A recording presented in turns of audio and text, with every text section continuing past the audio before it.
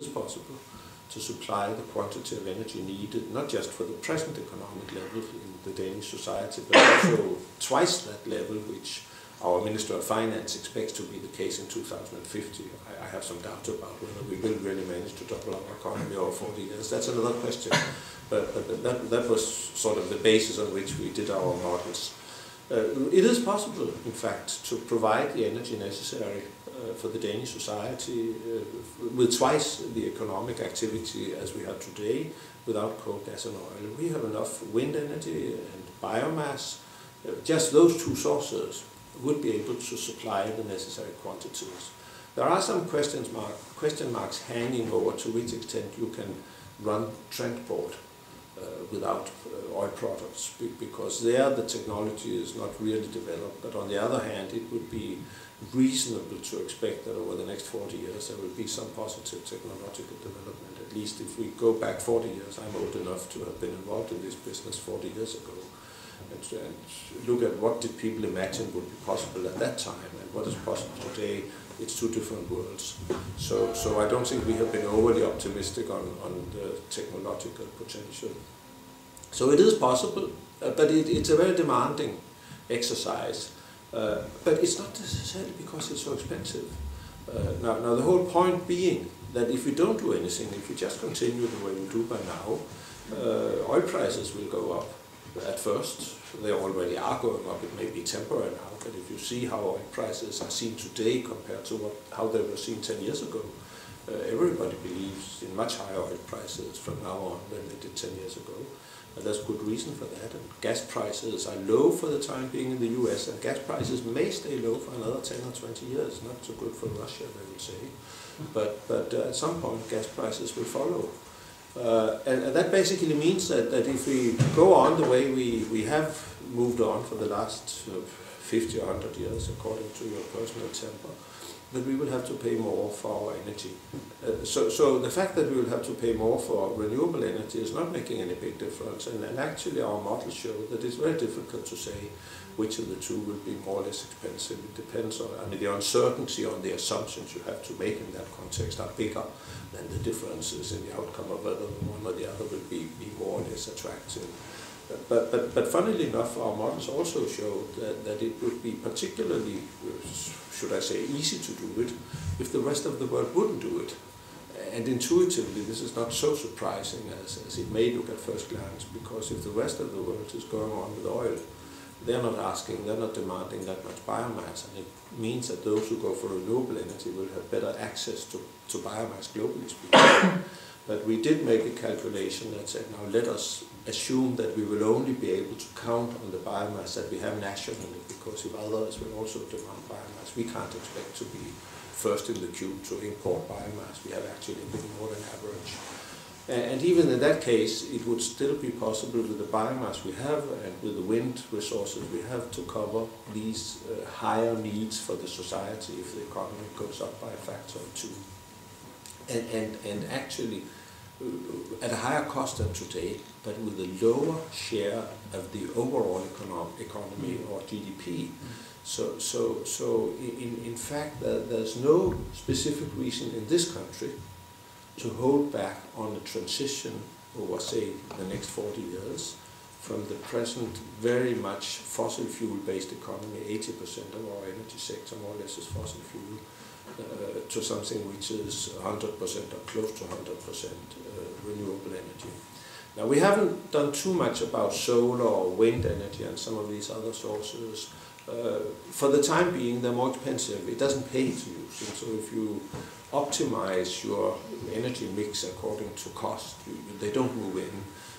But of course, one should not ignore the fact that particular solar photovoltaics, this conversion of solar energy into electricity, is a technology which is a bit closer to mobile phones or flat screens, televisions. I mean, some of these technologies that have shown very dramatic falls in cost over time, whereas something like wind energy or biomass isn't likely to show these big reductions in cost, because building a wind turbine at sea has something to do with sailing it out there and installing and pouring cement in the fundaments and so on and so forth.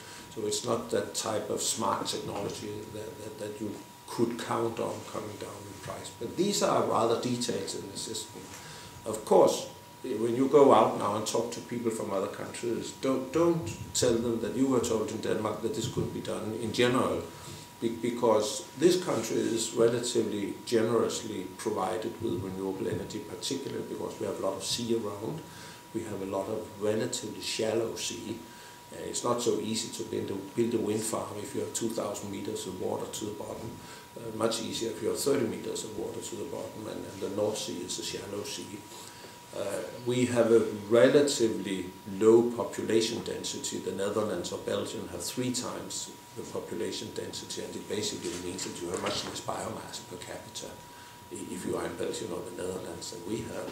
So you can't necessarily say that what applies here applies everywhere. On the other hand, if you go to Spain, they have a lot of solar energy, they have wind energy. They don't have much biomass because it's a dry climate. So don't go to somebody coming from a dry climate and say you should use biomass, because they'll pin you to the wall and say, oh, come on, we don't have any biomass because it doesn't rain. On the other hand, there are some countries like the Nordic countries, I mean Sweden, Norway, Finland and so on, that have a big excess of biomass that they could export. I'm sure that a country like Poland, when you go to Warsaw, you won't be able to convince them that they should step out of fossil fuels altogether, because coal is a very important energy source.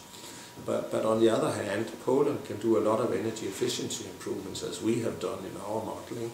Poland can also do something on wind energy. Poland also has biomass, because Poland is a big country with quite a lot of forests. They have agriculture with waste products and so on.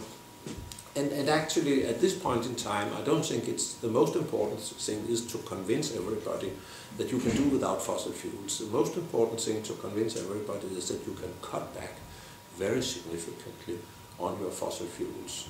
In France, they'll do it with nuclear. I mean, I don't know whether you have any sort of ideology about nuclear. I don't. I basically say that if you have a lot of wind energy here, nuclear doesn't pay. So let's not make this an ideological discussion, because it falls on the economy, because a nuclear power plant has to run all the time. And that basically means that when there's much wind and you have high production and prices go down, you don't get a proper price for your nuclear power. So it's not a good mix. But some countries will have Slovakia, Lithuania and others. And I think that one should not be too religious on this point if you want to pull in a broader European context on an energy policy that will be good for climate, that will be good for energy security of supply, and that will be good for the economy. However, nuclear is not a cheap solution. I mean, let's realize that. And talking about the renewable energy sources, what are the proportions today and in the future as you expect it to be? Well, it depends a bit on how you calculate, because there's a bit of a technical problem, because if you look at a power plant that runs on biomass, you say how much renewable energy you use, and you look at the energy content of the biomass, but the electricity that comes out of that is only 40%. So if you calculate this as a biomass input, you get a relatively high share of biomass. On a wind turbine, you only calculate the electricity that comes out of it, which is only, which is sort of much higher, much more efficient in that way. So when you see the curves, they're always very high on biomass, but it doesn't necessarily mean that biomass delivers energy, usable energy, to the same extent. Wind is actually more useful than it comes out of the curves. But I would say that with that in mind, we would see a Danish energy mix in 2050 with roughly 3/4 wind energy and 1/4 biomass, if you use the traditional way of calculating it. The problem is that in that scenario, that's when we can't count on importing biomass. I mean, I'm not saying we should put a barrier around the country and ban imports, but where prices would be so that it doesn't really pay to import, because others will need it as well. But in that case, the problem is that biomass can be terribly useful, because biomass can be used for anything. You can use biofuels in transport, you can use it for heating, you can use it to fill the gaps in electricity generation when the wind doesn't blow, and so on and so forth. And I would say that biomass, and you can actually also use biomass for producing a number of chemical products that today are being produced from oil. So I would say biomass should be considered in the longer term.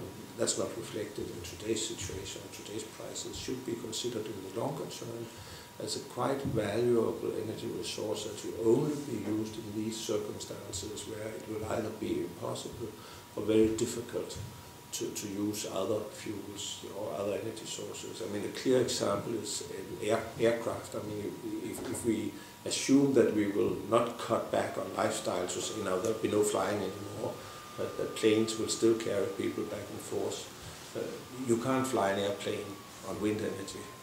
You can't fly it on electricity because batteries would be far too heavy and the amount of energy would be able to lift. You might be able to do it on hydrogen, but whenever you start doing your numbers and see how it could fit together, it's not really attractive. But you can actually produce jet fuel out of biomass, which is very similar to the jet fuel you have today. Problem is that you have a conversion loss of 50% in that process. So it's not really attractive, and therefore I would say biomass should only be used for these purposes, where electricity, whether it's from solar or wind or nuclear or what have you, is not able to do the job. So we have about 7 sources on the renewable. Yeah. So you would expect it would be wind? Well, I would say the big ones. Yeah. There are 4 big ones. Okay. I would say one is hydro. I mean, hydro is the old renewable energy source. Hydro basically depends on whether you have some precipitation that doesn't fall at the sea level, but falls sufficiently high up so that you would have waterfalls or whatever it is. So Norway has a lot of it. In the Alps they have a lot of it. Austria has quite a bit of it. Even Albania had 90% of their electricity generation some years ago from hydropower, but that's because they use so little electricity, not because they have terribly much hydropower. But hydropower is a traditional one. The situation is that hydropower has been built out in Europe almost to the point where you can use it if you want to take into account also some protection of the waterways.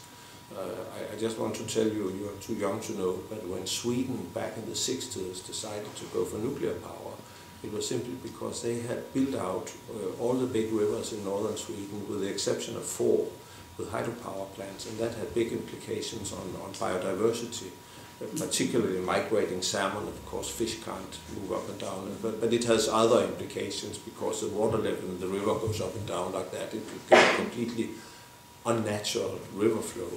And the Swedes say now we want to preserve our last 4 big rivers in a good natural state, so let's go nuclear. So you could, if you would ignore biodiversity and other good nature conservation issues, you could build more hydropower, but it's unrealistic. I mean, I would say basically forget about it in Europe. Small hydropower plants here and there can do a bit more, but basically we have the hydropower that we can have. It's the biggest share today, I think, still after all the wind that has been introduced.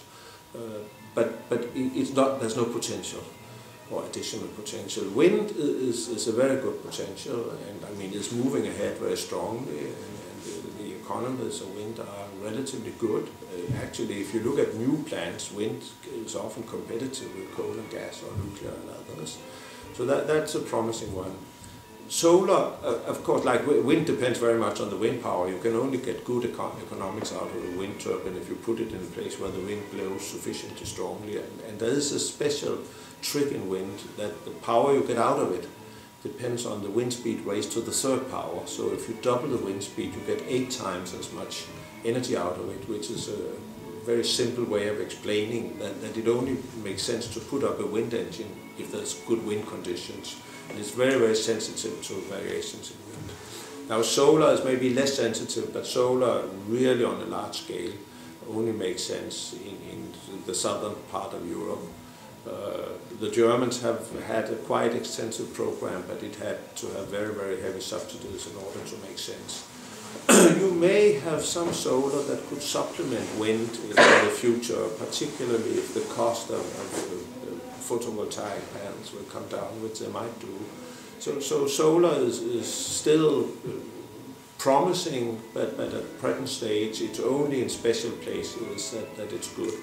The other thing is, in this country, solar is not very good because you get it in the summer, but you need more energy in the winter when it's cold. Whereas in countries where you have a lot of air conditioning because of hot summer,